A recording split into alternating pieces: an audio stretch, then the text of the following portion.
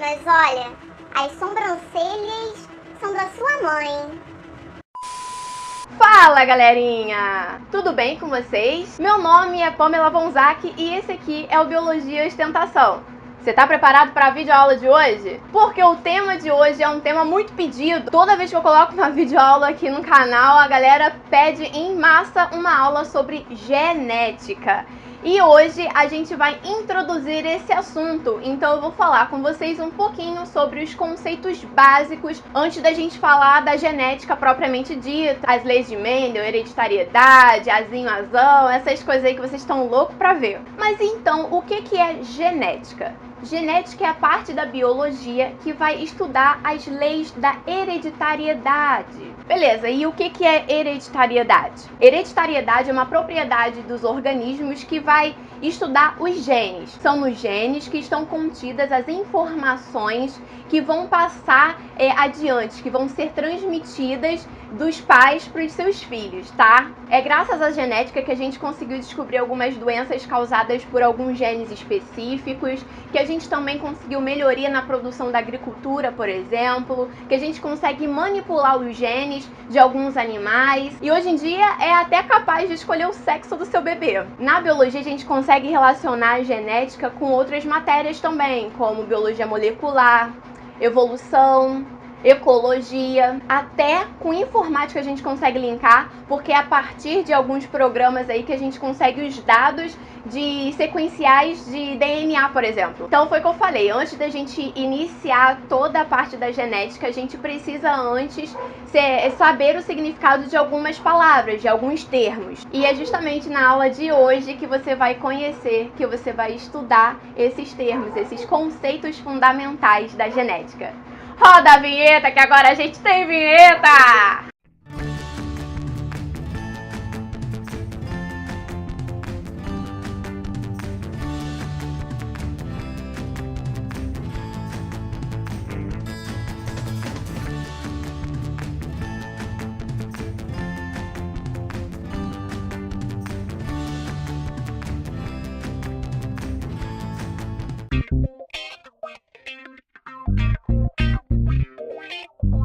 Galerinha, vamos começar aí descobrindo o significado que você vai ver muito sobre essas duas palavras aqui, haploides e diploides. Os animais, eles podem ser classificados em haploides e diploides. Os organismos haploides vão ter um grupo de cromossomos. E os organismos diploides vão ter dois grupos desses cromossomos, sendo que nos organismos diploides um grupo vai vir do pai e o outro grupo vai vir da mãe. O ser humano, por exemplo, possui 46 cromossomos nas suas células diploides, ou seja, nas suas células somáticas, aquelas células que compõem todo o corpo dessa espécie. São exemplos de células somáticas, células que estão na sua epiderme, as células que estão compondo os seus ossos, os seus neurônios, mas nós também vamos ter células haploides, que são compostas por 23 cromossomos na nossa espécie. E quais são elas? São as células sexuais, são os nossos gametas. Os nossos óvulos e espermatozoides têm apenas 23 cromossomos. E por que eles vão ter 23 cromossomos? Porque na hora lá da fecundação, eles vão se unir, eles vão se fundir. E aí sim vão formar um organismo diploide, ou seja, com 46 cromossomos nas suas células somáticas. Conseguiram entender essa diferença? Lembrando que qualquer dúvida tu pode deixar aqui nos comentários que eu sempre respondo vocês, valeu? Tá, beleza, mas aí a Pamela ficou falando aqui sobre haploide, diploide, já entendi que haploide vão ser aquelas células N, né? E diploide são as células 2N. E eu fiquei falando o tempo todo aqui sobre cromossomos. O que são os cromossomos? Os cromossomos na genética são representados por essa letra N que eu falei das células haploides. N e diploides 2N. Mas o que são os cromossomos?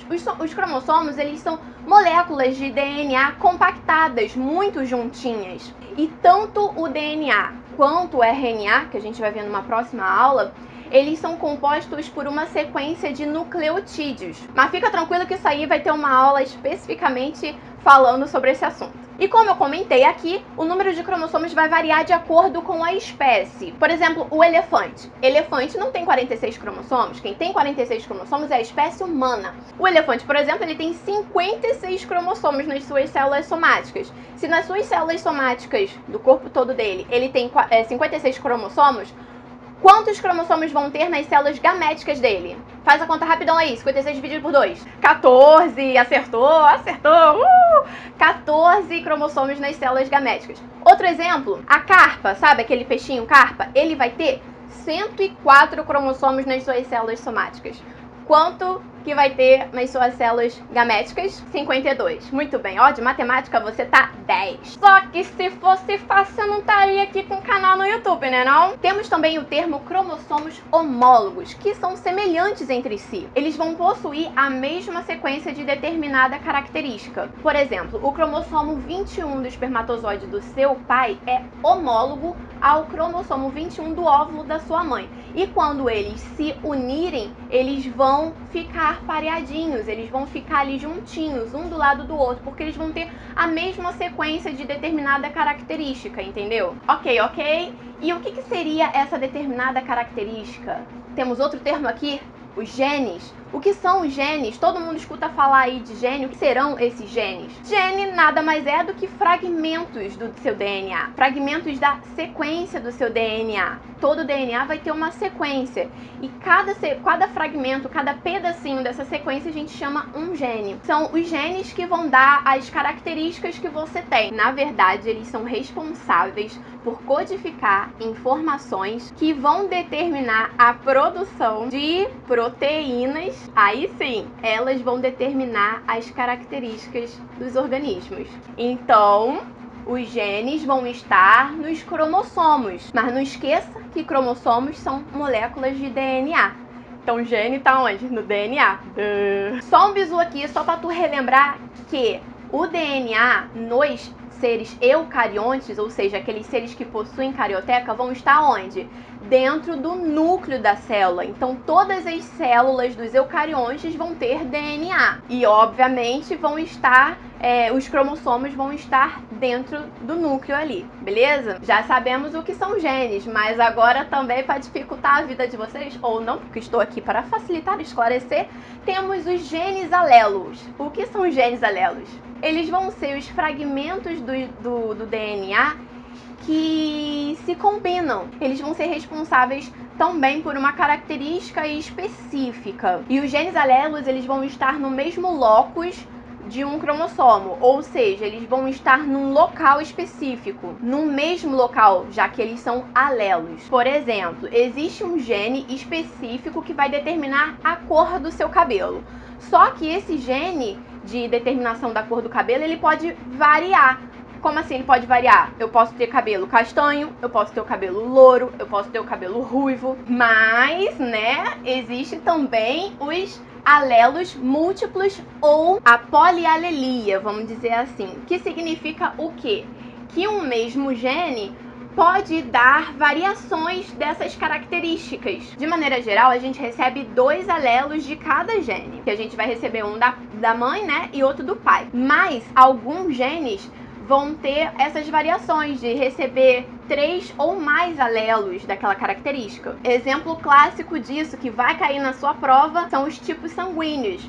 Nós temos o quê? 3 tipos sanguíneos, né? Tipo, 3 variações do tipo sanguíneo. A, B e O. Outro exemplo também que vai cair na tua prova são as pelagens dos coelhos. Eles podem variar bastante. Isso significa que para aquela característica da cor do pelo do coelho, o mesmo gene pode ter várias outras variações, não receber apenas 2 alelos, podem ter vários outros alelos, que significa que ele tem polialelia ou alelos múltiplos. Já tem coisa mais aqui escrita, novos termos pra gente saber os significados. Gente, os seres vivos podem ter células com 2 alelos, homozigotos ou heterozigotos. Quando esses 2 alelos são iguais para determinar uma característica, a gente chama de homozigoto. Por exemplo, a determinação da minha cor de cabelo castanho. Para eu ser castanho desse jeito aqui, pode ser que eu tenha o famoso azão. Azão, eles são iguais. Eu tenho um gene, que é para determinar a cor do meu cabelo, com 2 alelos, e os 2 alelos são homozigóticos. Eles vão determinar, os 2 alelos vão determinar a cor castanha, por isso que eu nasci morena. Ou eles podem ser heterozigóticos, ou seja, quando eles vão ter o mesmo gene com 2 alelos diferentes. Por exemplo, azão, azinho. São 2 alelos diferentes para determinar a cor do meu cabelo. E aí a gente entra no assunto dos genes dominantes e recessivos, que são exatamente isso daí. O dominante, ele vai dominar aquela característica daquele gene vai ser expressada fisicamente, vocês vão ver. E o recessivo não vai conseguir ser expressado se tiver em heterozigotos. Por exemplo, a minha característica para cabelo castanho. Pode ser que o meu genótipo, lá no meu gene, seja azão azinho. O azinho, ele é o quê? Recessivo, por isso que ele não está sendo expressado, porque o meu azão, ele está dominando essa característica, e aí a minha cor castanha vai conseguir ser expressada, e a minha cor loira, por exemplo, não, porque o loiro, nesse caso, vai ser recessivo. Agora, se o recessivo tiver em homozigóticos, que é o azinho, aí sim essa característica vai ser expressada. Mas se tiver em heterozigóticos, não. Beleza? Deu para entender? E aí a gente vai falar agora sobre o fenótipo e o genótipo. O genótipo, o nome já diz, gene, são as informações contidas nos genes. Um exemplo muito clássico são os gêmeos univitelíneos, aqueles que vão ser exatamente iguais. Eles têm os seus genótipos iguais também. Eles têm o mesmo DNA. Os gêmeos univitelíneos são aqueles que têm a mesma placenta. Então, assim, nunca você vai ver um gêmeos univitelíneos menina e menino, tá? Vocês vão ver sempre 2 meninos ou 2 meninas, porque eles vão ter o mesmo DNA. Já o fenótipo é a expressão desses genes, é o que você tá me vendo aí. O meu cabelo é castanho, sobrancelha também castanha, olho castanho, pele meio amarela, cor de peido, entendeu? É o físico da gente, são essas características que você consegue observar nos seres vivos. Também um exemplo de fenótipo, as cores das flores são um exemplo de fenótipo, entendeu? E aí a gente vai agora ver essas heranças aqui. Nós temos herança ligada ao sexo, nós temos herança autossômica recessiva e herança autossômica dominante. O que seria a herança ligada ao sexo? É isso mesmo, é aquela característica que vai ser passada adiante por conta do sexo. Existem os cromossomos que vão determinar o sexo da gente, vai determinar se é menino ou se é menina. Quem são eles? São o X e o Y. Quem vai carregar isso, quem vai determinar esse sexo sempre é o homem, porque nos espermatozoides a gente encontra os 2 cromossomos sexuais, X e Y. Na mulher a gente só encontra o X. Então, quando você é mulher, geneticamente, você vai encontrar lá 2 cromossomos X. Quando você é homem, geneticamente, você vai encontrar um X e um Y. O primeiro X é sempre herdado da mãe e o segundo X vai ser herdado do pai. Por quê? Porque o segundo X pode ser Y se você for homem. Entenderam? Então essa é a única coisa que o homem consegue assim dominar da gente, que ele infelizmente escolhe o sexo do nosso bebezinho.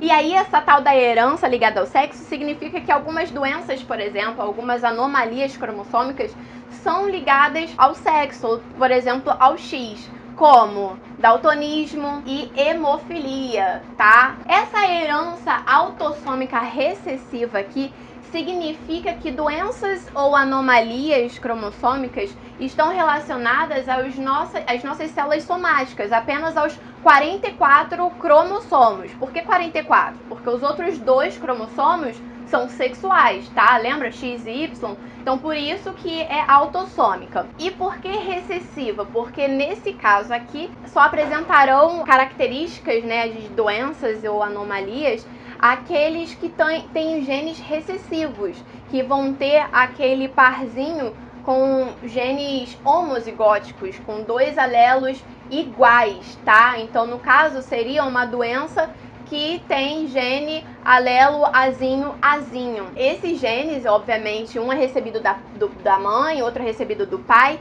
e necessariamente os nossos pais terão de ter esse gene, mesmo que essa doença não seja expressada, afinal, são recessivos. Exemplo disso, sei lá, imagina que a tia Pan tem olho azul. Eu tenho olho azul, mas meu pai e minha mãe têm olhos castanhos. Como assim, então, eu nasci de olho azul? Será que a minha mãe pulou a cerca? Não, gente, olha só. O meu pai, ele tem olho castanho, mas muito provavelmente ele tem um gene, um alelo daquele gene, para olho azul. E a minha mãe, a mesma coisa. O gene para cor do olho com alelo dominante para castanho, mas vai ter um recessivo para olho azul. E na hora lá que eles foram se parear na fecundação, aconteceu de eu ter a probabilidade de ter o olho claro, porque uma porcentagemzinha lá vai ter azinho, azinho. E aí nasceu tia Pan de olho claro, entendeu? Mas vocês têm que ter noção que essa herança recessiva terá de ser expressada apenas quando os progenitores tiverem, os dois progenitores tiverem os alelos recessivos para tal característica. Exemplo muito comum é o albinismo, que as pessoas ficam todas sem pigmentação, né? Branquinha, cabelo louro. Anemia falciforme também é exemplo de herança autossômica recessiva. Anemia falciforme é quando as hemácias ficam em formato de foice, sabe? Aí dá essa anemia falciforme porque não consegue ligar a hemoglobina direitinho lá nas hemácias, e aí dá esse déficit aí de ferro no nosso organismo. E por fim, mas não menos importante, a herança autossômica dominante, e é aquela que vai ter o alelo para aquele gene que domina uma característica. E aí ela vai ser expressada tanto em organismos homozigóticos quanto em organismos heterozigóticos. Por quê? Porque aquele alelo daquele gene dominante vai ser sempre expressado, tá? Eu posso ser azão para cabelo castanho, eu posso ser azão-azinho e também ter o cabelo castanho, porque o meu azão, que é o que dá a cor castanha, a cor morena no meu cabelo, vai sobressair, vai fazer essa característica ser expressada. Então, necessariamente, um dos pais vai ter que ter essa anomalia, essa característica, essa doença, que seja. E aí ele vai ter a chance de transmitir isso para frente, né, para os seus filhos, 50%. Então, tipo, tem bastante chance mesmo de, quando um alelo dominante ser transmitido, a gente expressar essa característica, entenderam? Então, galera, foi esse o vídeo de hoje.